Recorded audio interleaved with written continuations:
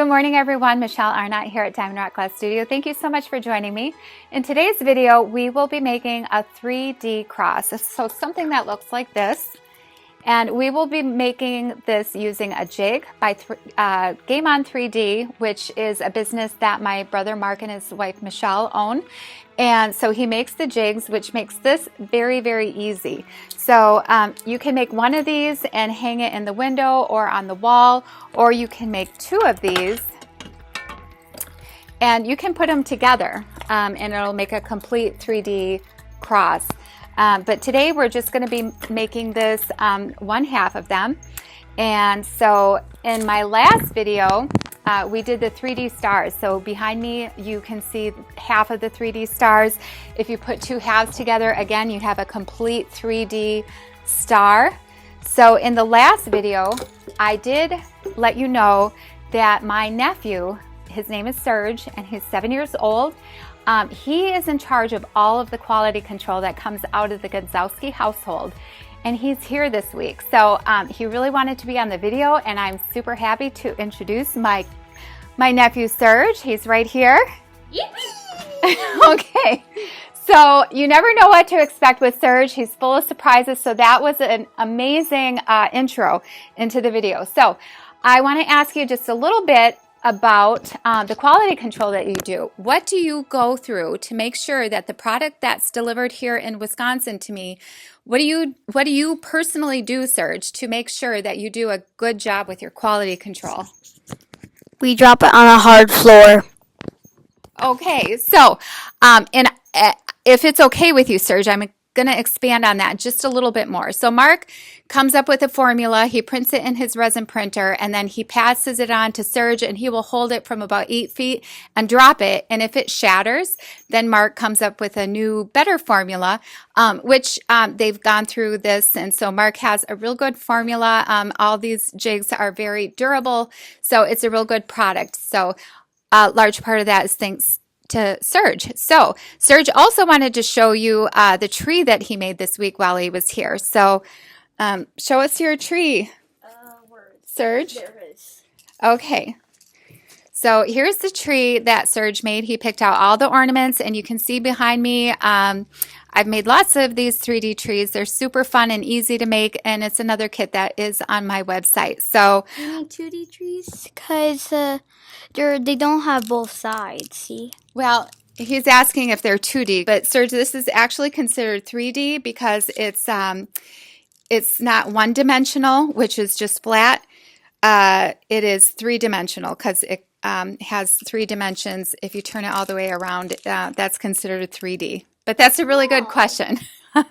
So, yeah, we didn't rehearse any of this, but now hopefully that made sense to Serge why it's called 3D and not 2D. That made a little bit of sense. Okay, I'll explain it more later. Okay, so last but not least, Serge decided on the glass that we're going to use today. So why don't you show us what glass we're going to be using today?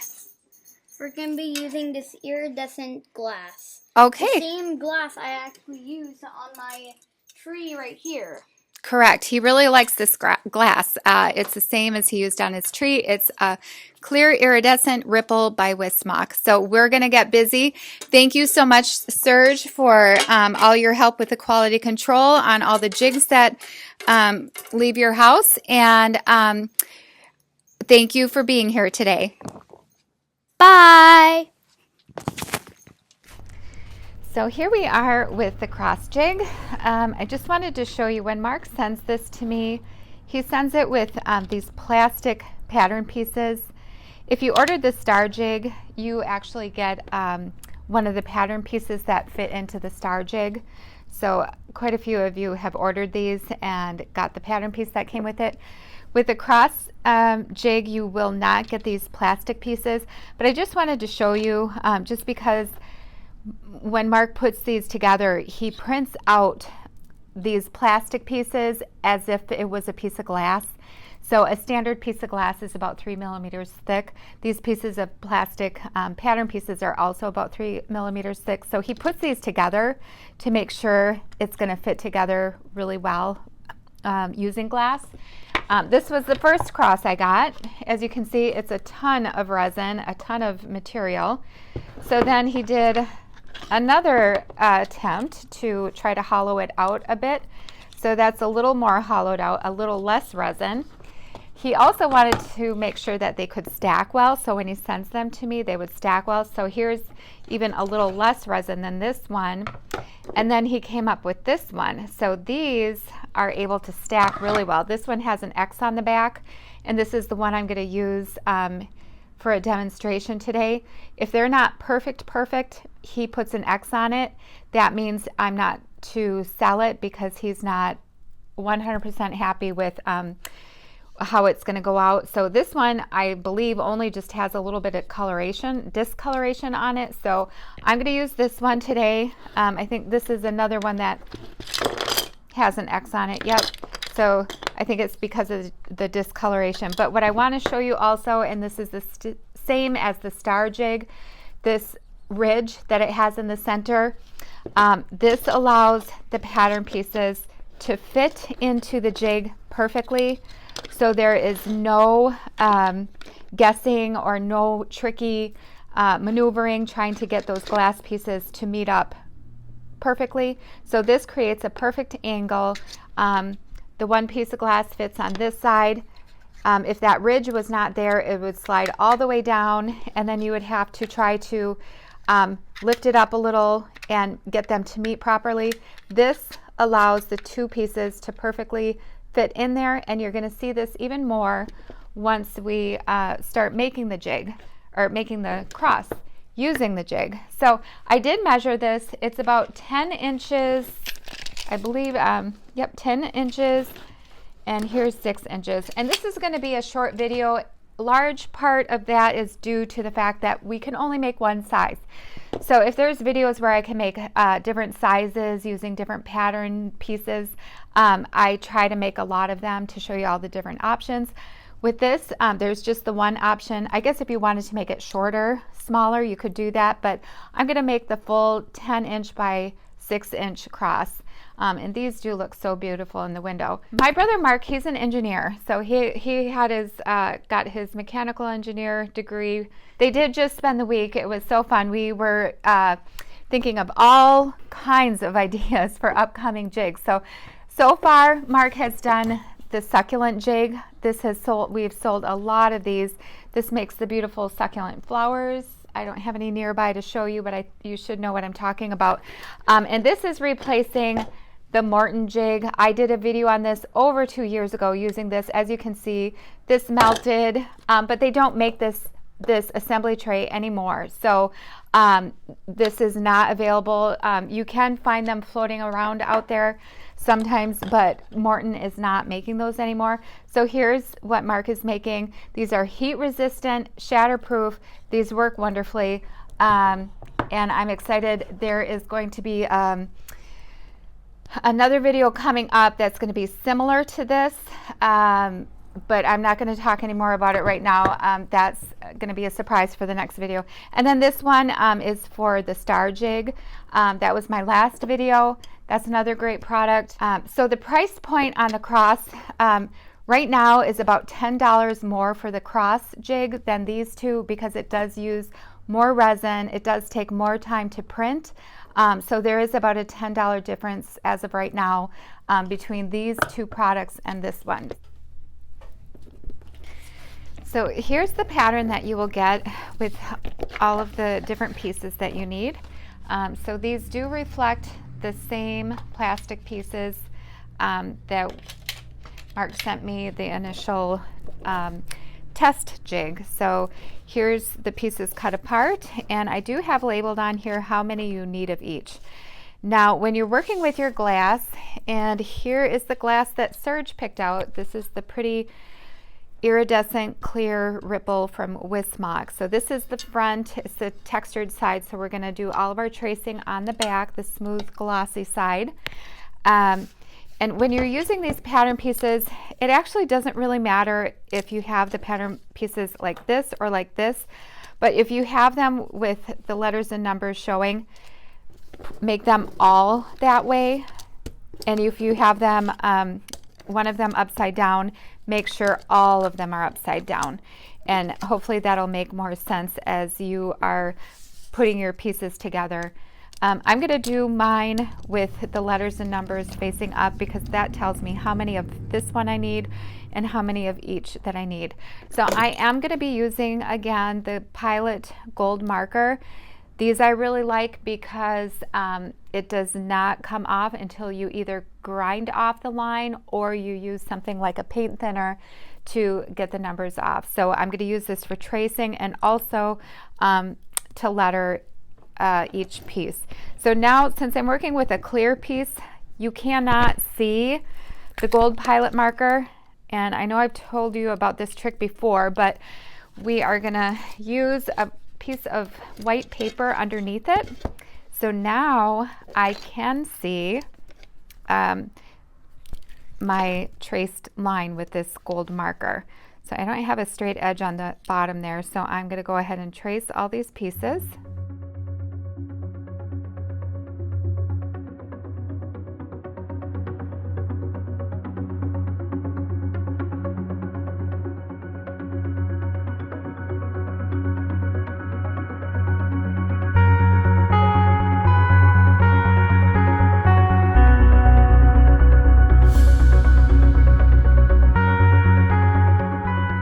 So here are all of the pattern pieces cut out.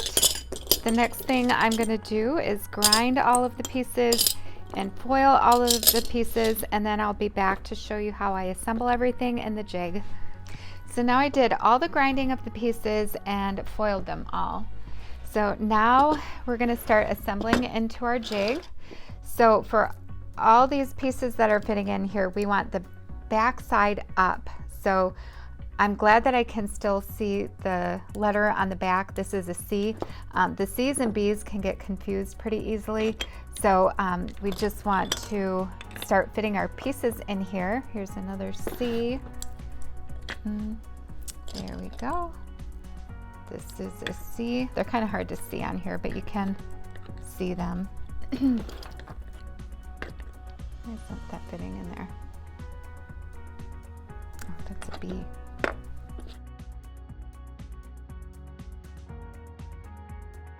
So now once I have all the pieces fit into the cross jig, again, you're going to notice the ridge is very helpful because the pattern pieces are going to sit on that ridge in a way that they're going to meet up exactly where you want to solder them. So, and I left out all of the A's, the 4 A's that caps the top and bottom and the 2 sides. So once you have them situated in there, we're going to go ahead and run some solder on all of these seams, and then we're going to flip it over and do the back seam, and then we'll put those point A's on the top, bottom, and the 2 sides.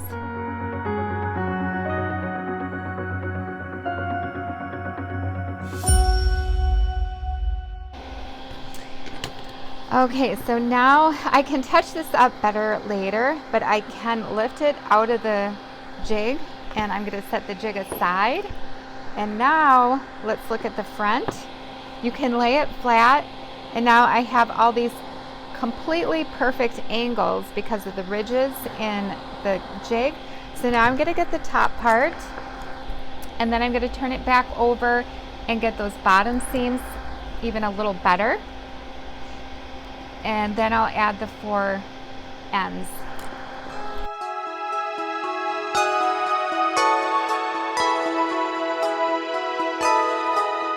So now that I have the front done, I'm going to turn it. Oh, actually, I still have these here. This X in the center, I still have to do that, but I am going to do this, turn this back this way, and fill in this hole that you see in the front. I'm going to do it from the back first, and I'm going to touch these seams up a little bit more now that this is a little more stable. I'm going to fill this hole in.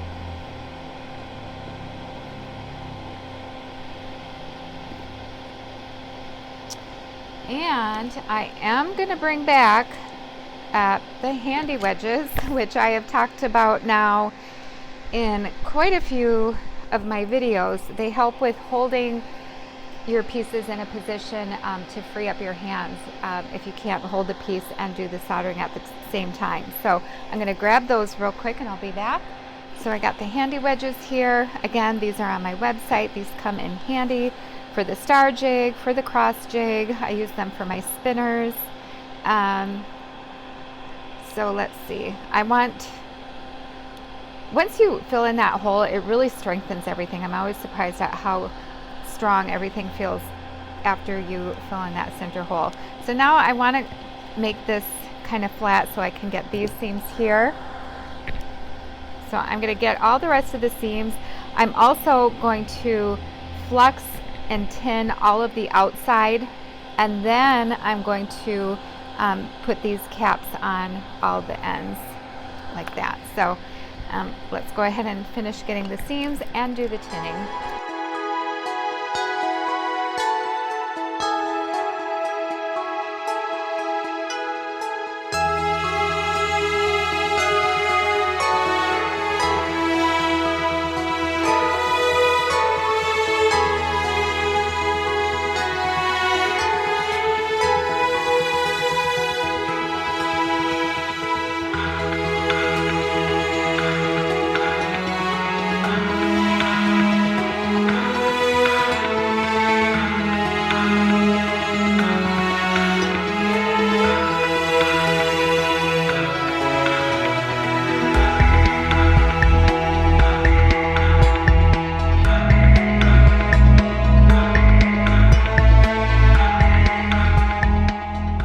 Okay, so I have everything tinned. I have all the seams done. You can touch anything up at this time that you want.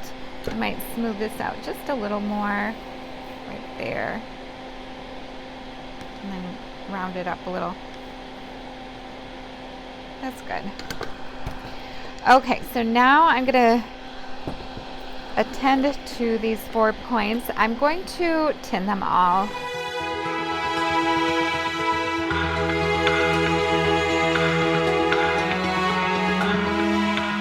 So now I am going to add all these points.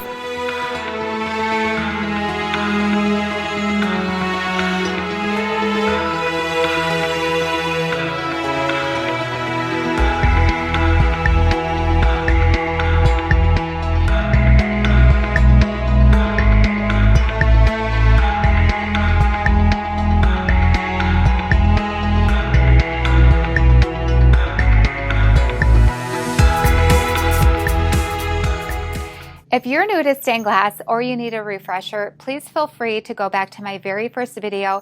It's how to make a sun catcher, and it's 55 minutes long. So it teaches you all the steps from picking out your pattern to picking out your glass, how to cut, grind, foil, and solder your piece. Everything is taught in that first video. So thanks so much again for watching. I'll see you next time.